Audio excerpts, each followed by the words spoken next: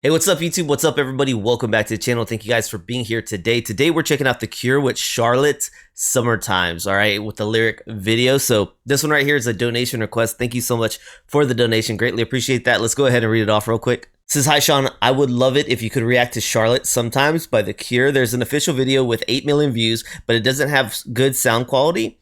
And Robert Smith doesn't like it. So I'm requesting this fan-made slideshow video instead." Well, thank you for that. I appreciate that so much. And of course, sound quality matters a lot. I like when you can hear it more pristine. Although some of the videos we get into are like older, you know, sound engineering, recording equipment, and that's okay too. But yeah, of course, if we could get a better one, even better, right? So let's go ahead and dive into this one. Thanks again for the donation request. We have loved The Cure, and especially so much of the songs I have been exposed to directly from the fans is just fantastic. So I greatly appreciate that. But we're gonna spin this one. Don't forget to like, subscribe, check out the description if you guys are enjoying rocking with the channel. Consider becoming a channel member. Great way to support me. Thank you so much. Let's check it out.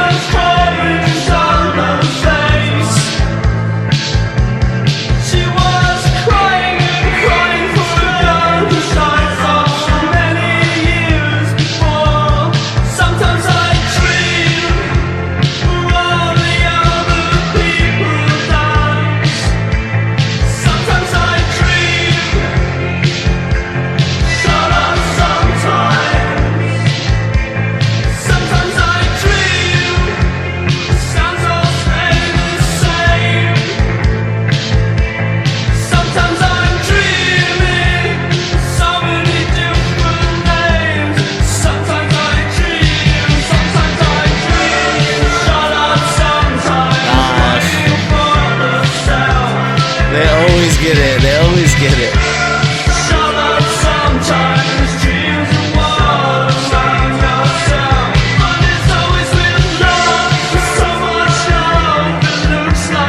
Everything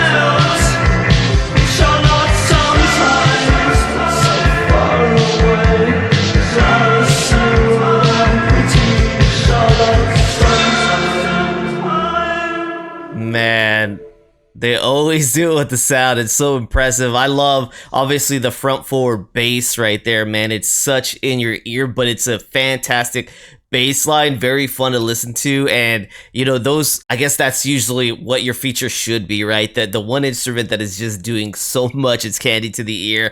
I love the way, I don't know, it sounds like sometimes waves, you know, crashing on the beach, man. That's the way that synth sound sounded to me. It was just this wall of boom, boom, you know, just coming in waves, man. I loved that sound. I could hear the guitar helping that along as well, strumming along with pretty much the synth. The drums, man, pounding away, love it. But they have just this magic about them always, it seems like, in so much of their music, just creating this bubble of sound around you that just makes you like, it puts you in a trance, and you just can't help but just like, I guess, a melt into the sound is really what it is. You don't want to think about other things. You don't want to sit there and talk too much. You just want to kind of get lost in the sound that is The Cure. The 80s bring a lot of this sound that I love, but there's a magic with the bands that could take that sound and just make you melt into it and get lost into that sound. It is one of those go lay down, close your eyes, put your headset on in your bed, and just, you know, tune out the world, man. I love that kind of music. I really love that kind of music, although I don't make use of it the way maybe I should, but then that would make me have to take more naps, and then my wife would probably be upset that I'm napping all day listening to The Cure, you know what I mean? So I can't do that. I can't do that like I used to when I was a teenager. Just get home from a long day of school, man, throw your book bag down, put on your headset, lay down, and I wish I had The Cure to play.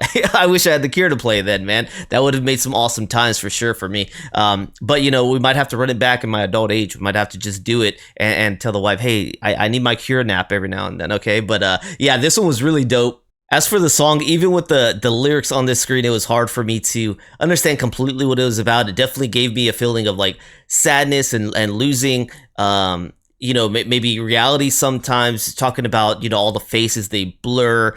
He's wanting to be where, you know, the people dance. Charlotte, at first, I was wondering if we're talking about the city, but I guess it ended up sounding like a name, right? He's talking about she. He's referring to Charlotte as she, and at one point he talked about, you know, thinking about a girl who had died long before. So it definitely gave me a feeling about sadness, about loss, maybe sounds like confused, but I don't know exactly, you know, what the premise of all of it was. Those were just kind of some of the feelings and emotions I had picked up along the line with the titles are the words that were on the screen.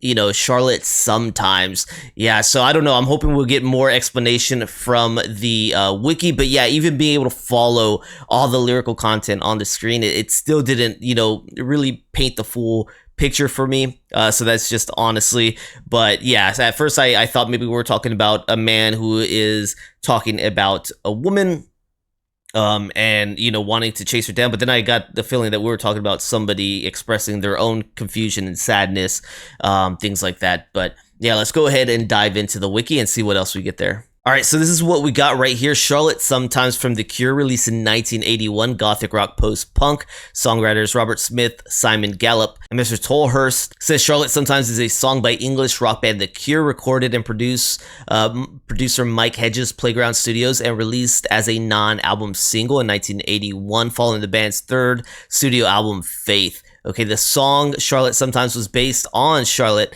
Sometimes. It says it's an English children's novel, okay, released in or published in 1969. I had not ever heard about this book, guys, so sorry about that. I had to make that connection. It says a children's novel by English writer Penelope Farmer, published in 1969. According to The Cure frontman Robert Smith, there have been a lot of literary influences through the years. Charlotte Sometimes was a very straight lift. Many lines in the song reflect lines directly from the book, such as all the faces, all the voices blur, change to one face, change to one voice from the song compared to the first sentence of the book. By bedtime, all the faces, the voices had blurred for Charlotte to one face, one voice. The song continues, prepare yourself for bed, the light seems bright and the glares on the white walls. And the book continues, she prepared herself for bed, the light seems too bright for them, glaring on white walls. Yeah, so it's literally like pulled straight from the book. So I hadn't ever read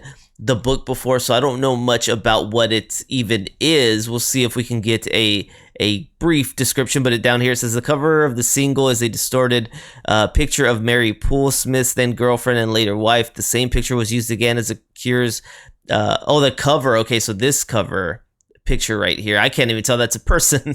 I can't even tell that's a person on there. It says that the same picture was used again on the cover of the Cure's 1990 single Pictures of You, but with the picture clear. Okay, so that's the picture right there. Why, I can't even tell. I cannot even tell that's the same picture. That's impressive. All right, so let's check this out. It says the story of this book follows a girl starting at boarding school who finds one morning she has traveled mysteriously back more than 40 years and is known as Claire. Charlotte and Claire change places each night, alternating between 1918 and Charlotte's time. Although Charlotte and Claire never met, they communicate through diary notes in an exercise book. The story is written from Charlotte's point of view. The narrative never follows Claire. Charlotte becomes trapped in Claire's time, struggling. Well, this sounds wicked. This sounds like a cool book. Like, I really want to read. That sounds cool. Cool story. And, you know, it makes me think about some movies where they do have, like, people, like, body swap. But this is a time swap of these two characters, 40 years difference, and the only way they're communicating is through a diary. So they leave notes for each other. They don't ever actually meet each other. And Charlotte says becomes trapped. So that makes me wonder now, does Charlotte get out? Is she actually stuck there forever? Wow, that's a children's book. This sounds like some a bigger topic, right, than for children for me, because it's almost a fear. It's like a panic and anxiety, right? You're getting stuck in a different timeline. You want to make it back home. Sounds but I guess maybe some of the children's books we read had some troubling material like that. But that sounds dope, man. I really hope I remember to check this one out, because I'd like to pull that one up after my day of reaction. Maybe I can remember to pull that up online or something and check it out. But thanks for that. I wish for your guys' satisfaction I had knew of the book, then I would have made that connection. But yeah, I didn't know about this book. So thank y'all so much. Thank you so much for the donation request. I hope y'all enjoy y'all day, and I hope y'all enjoyed the reaction. Thanks for tuning in. Let me know more from The Cure that you want me to check out. I thought this was cool that they pulled the direct concept off here once again. Unfortunately, I didn't know the book for you guys. All right, sorry about that, but hopefully y'all have a great one. I'll see y'all on the next one, man. Peace.